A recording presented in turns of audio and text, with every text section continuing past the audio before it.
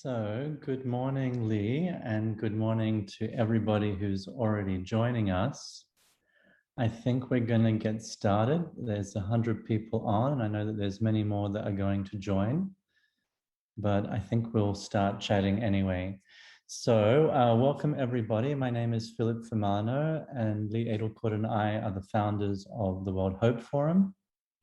We're here today, and we're going to travel to Israel, the promised land, to tell us all about how hope can connect us, to heal us, to lead us into the future.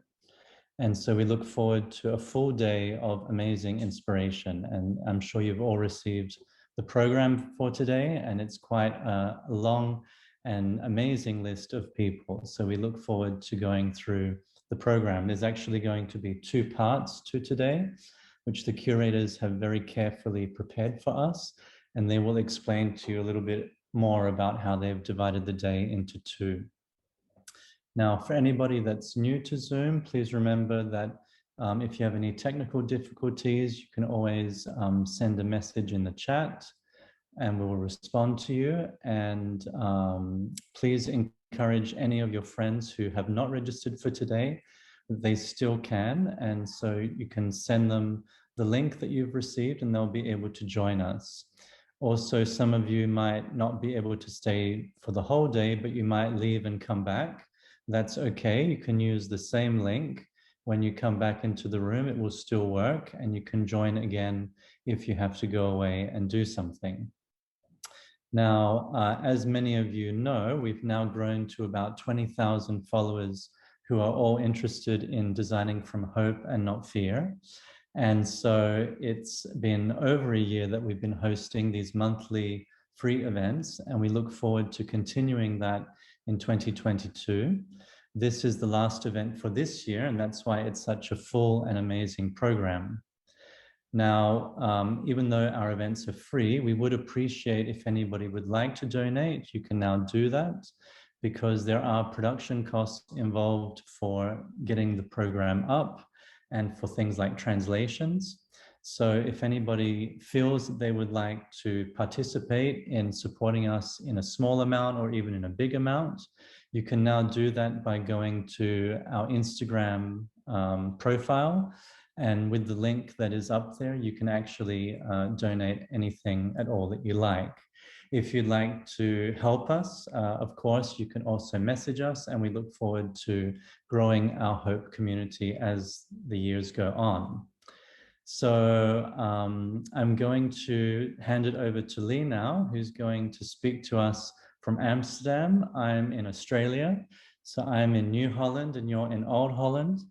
And it's going to be an amazing, amazing day, and I look forward to staying up as long as I can. Thank you, Philip, for this introduction. Really great that you give all the insights about the Zoom use, because I think many people didn't know that. Yes, welcome all our friends of World Hope Forum. We are so happy for you to be with us at each time, some of you. We already have real sort of close friends amongst our community, and we hope we will grow this into the 100,000s, because we believe that we need to join forces to change the world. And we get so much data from these interventions from the different countries that we believe it's possible. Every time, every step, a little bit more, and it really creates hope, and therefore it creates energy. I'm in a very sad landscape of autumn in Amsterdam. The leaves are fallen, and so it's quite empty and dark, and it's early, and Amsterdam is in lockdown. Who could believe that we started this year still very, very worried and in lockdown situation, and then came some hope and more hope on a better period, and in summer we felt sort of liberated, and now we are back at the same point almost as we started. So now we are getting used to what it is living with a pandemic, which has been very, very challenging for most people. And we also learned that the hope we had on the return of business as usual is absolutely not happening because of the disruption economy. And so this almost feels as the end of an era, I think. That's how I experience it. And I think maybe that is also very important so that we can get ready for the next, major new period, decades. And hopefully those decades will be more concerned with our planet, more concerned with our people, more concerned with the relationship amongst us, more concerned with migrants, and so on. And this is why we started this program, just to figure out, to receive fragments of information in all the countries, and then bring that together to create a sort of body of hope, which we can reflect on, which we can use for our own practices. We can take examples from people. We can follow their lead. We've seen many people who changed their job, who changed for the better. By the way, 12 million Americans quit their jobs, so that's another sign of the times. And so we've been in so many countries this year, and we have learned so much. Like in Japan, it was more about the philosophy of design and fashion, very beautifully rendered. In America, it was the vastness of the territory and the different players. In Brazil, it was the warmth and the resolve of the people. In Iceland, it was the crazy creativity. In Finland, it's the sort of hands-on, we're already there mentality. What do I forget? In Spain, it was this whirlwind of creative craft. And so each country has brought us a way to discover the country. So it was traveling from our COVID couch, but it was also this encounter of the different mentalities and the different, of course, we started in the Netherlands, where we can find a more, a very pragmatic approach always in Holland, but with humor.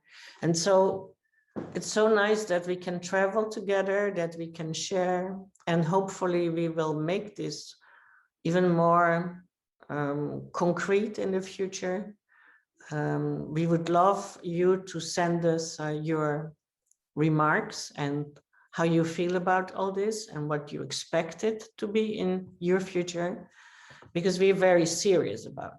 That's really what I wanted to say. It makes us happy, but we are also very, very resolved, and we want to do this. We really think it's now vital to take up our arms. It's not nasty arms, but our mental arms to create change. And it needs to be radical change, as you know. We can no longer sort of dream and scheme. It really needs to be done now. So I'm super excited about this day, because I know it's going to be a major seminar. It's been so seriously curated, it's unbelievable. And therefore I want to give the Zoom to our friend Keren Arazi. We met her while working in Israel, and we did wonderful projects with her. So we know how much energy and vision she has. And so we choose her to be our ambassador, and she choose other people to be her co-ambassadors and curators. So the word is now for Keren, with Noa, Gretel, and Keren. And just for you to know, those Kerens are written with E, not with A. Hello, Keren, are you there? Hi. Hi, hello. Yeah, I'm right here with you. How are you? Very good. We're excited about today. Yeah, we too. It's so funny, Lee, that you mentioned that those Kerens are written with an E, because it's actually something that I also remind right now in my introduction. And yeah, part of being an Israeli maybe is spelling the specific names in our own specific way, I guess. So why don't you let us know how the day is going to go? And I know that you'll be sharing your work a little bit more with us later. Actually, each of the curators will be appearing, so we look forward to meeting everybody. Yeah, we created this webinar meeting together at a specific place. So most of our speakers are here with us, and they won't be online. They'll be actually performing and joining from this live design terminal we're shooting from. So thank you so much, Lee and Philip, for this introduction. And I'm going to present now shortly the curation process of our webinar, and just in general, from my personal perspective, where does it meet me and what we're going to see here today. So I think we can start. Does the presentation show? Yes. Okay. So, okay, great. Okay, great. Thank you. So the Israeli webinar is called Israel as a Healing Lab. Before getting into details, I'd like to start with greetings and thank you. I really want to thank from the bottom of my heart to you, Lee and Philip. We met in the heart of the business cooperative world, and we went a long way. We've known each other for a year, but for the recent year, I feel the connection has really changed to hope and to a new world of hope. And I really appreciate the opportunity you gave me to be the Israeli ambassador. So really thank you for that. I want to thank all the ambassadors and the wonderful webinars we had all throughout the year. I think it was like a ray of light every month to have the webinar and to get inspired and to know that a new world economy does exist out there and to make it present. So I really enjoyed each and every one of the webinars, and I thank you immensely for that. I want to give my special thanks to the wonderful women that are here in the room with me. Yeah, clap your hands. When I got this role of being the Israeli ambassador, I think one of the toughest but smartest decisions that I made was to reach out to each and every one of these women. You can see in the picture Keren, Gretel, and Noa. They co-curated this webinar with me. This magic wouldn't have happened without them working with me on the creation of the content and of the production of the webinar and the curation process. So I really appreciate it, and I'm happy that you're with me, and I thank you. And now let's go to the topic. So we defined a webinar with the title From Surviving to Thriving. And we defined Israel to be a healing lab, and I'll soon explain what does it mean. So like Lee said, the name Keren, I have Keren Bitan Shemesh, my partner here, and myself, Keren Arazi. And in the world, you have the name Keren. You have Keren, and this is Keren, it's a bit different. In Hebrew, you use pronunciation, like the way that the vocalization of the words, you use it with these dots under the letters. So on the right-hand side, you see how you spell the word in Hebrew. And this play, I just recently, I'm gonna launch my site soon, and eventually I decided to name it just Keren, like without the E's or A, like just this combination between how you spell things in Hebrew and how you spell things in English. And in a way, it represents my passion from being really young to connect to the world and to be part of the world and to try to understand the qualities of my nationality and the place I was born and how you connect it to the rest of the world and being part of it, understanding we are different in a good or bad way, but just different. So when me and my partners came to the curation process, we wanted to define what's an Israeli state of mind. Israel is a small country, and it has not an easy story to tell, a unique story to tell. Life here are very intense. Everything is in high gear. The fact that there might not be tomorrow is constantly present, managing and dictating our behavior. The sense of urgency and agility, the shortcuts, the fear of wasting time and being last in line, the Israeli chutzpah and the pragmaticism all express a constant post-traumatic survival state of mind. We have different kinds of people coming here from different places, let it be Palestinians, Jews, people that came from Ethiopia, from Russia, refugees, people surviving from the Holocaust, really various types of human beings. But we're all here experiencing this kind of like state of mind of being post-traumatic, being in a survival state of mind. When you live not knowing what will lead to your immediate extinction, human challenges intensify and experienced critically and dramatically, and lead to polarity and conflictivity. And that's an inherent part of the Israeli experience, especially when we were working on the curation process. It was before the government had changed, and everyone was really about polarity and speaking the language of no and conflict. And we tried to define all kinds of qualities and values from this being, from this state of mind. So like I said, we're nomads, we have the kibbutz, we have all kinds of humans in our country, and we have different qualities. So it can go to this place of aggressiveness, polarity, totality, extremes. But within this intense life experience, it can also go to a place of warmth, solidarity, mutual guarantee, resilience. There are the qualities of being able to be agile and be innovative. So pressuring times can go to all kinds of places. So now we talk about being aware and having a choice and taking it to the better place. So we defined Israel as a healing lab. These exact same challenges that we grew for, that we came here from, can serve as a fertile ground for growth, to inspire stories of overcoming, creativity, innovation, activism, warmth, and solidarity. We found that as humans, we tend to learn from extremes.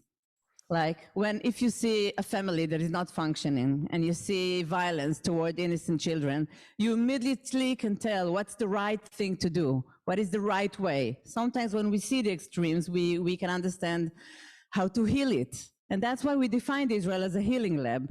This constant game of life and death, this tendency to polarities created intense extremes, and we believe we can learn from the places that we create healing.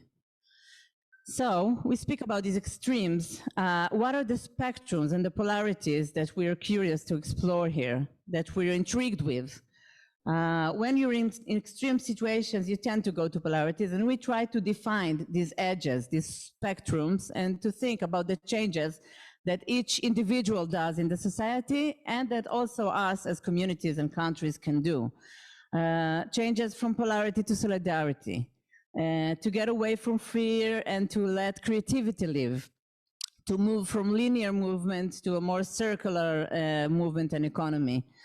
And you can read here various other polarities we've been exploring, from strictness to softness, from suspiciousness to kindness, from judgment to acceptance, from criticism to compassion.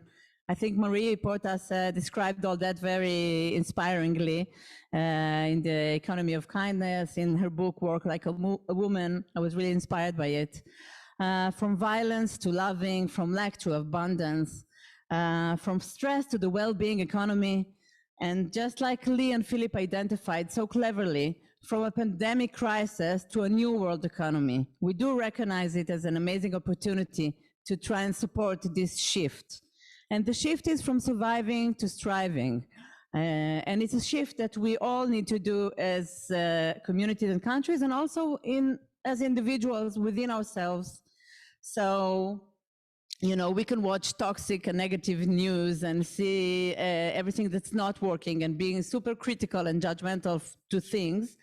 But we can also speak the language of yes, and I'm a big believer in the language of yes. And this is what we do here today. We show and we celebrate, and we want to learn the tools and the methods and the practices that illuminate cases where the seeds of healing are evident in full trust of the language of yes. So we invite you to get inspired with the experience we present in this lab and inspire all individuals in this journey from surviving to striving. I'm now going to explain shortly about main topics that we present in the conference today. So we're going to have stories of individuals, amazing and important personas in the creative and design arena here in Israel, sharing how they were active and changed things for the best by creativity. Through that, we can show creativity as a tool for activism and change. I see it like a shortcut to make human and emotional experience be present. You know, like we can talk and explain about the conflict and about things that are not working, or we can connect people to emotions and to the human experience by creativity. The other topic is communities collaboration. We found that together we are power, and if we collaborate, we make collaboration between communities, we create synergy. And the last and the closest to my heart and the most important topic in my eyes is personal well-being. I think in the old world economy, profits and monetizing came before relationship and the earth and human beings. And I think the key is to all try to change it, starting from our own personal being, caring for our community personal being and the world. And this is what we're gonna demonstrate and show here today. So I invite you all to enjoy the day and to thrive and to remember that you are well deserved.